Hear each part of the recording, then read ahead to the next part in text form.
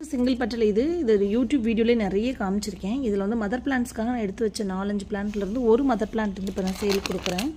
ஓகேவா? இதோட பாட்டம் எப்படி திக்காக எப்படி இது இருக்குன்னு பாருங்கள். பிரான்ச்சஸ் எவ்வளோ பெருசாக சூப்பராக இருக்குது பாருங்கள். சிங்கிள் பெட்டலில் பியூட்டிஃபுல்லாக இருக்கக்கூடிய இந்த வெரைட்டி தான். அங்கே பாருங்களேன், செம்மையாக இருக்கும். இதோட இது காமிச்சிடும்.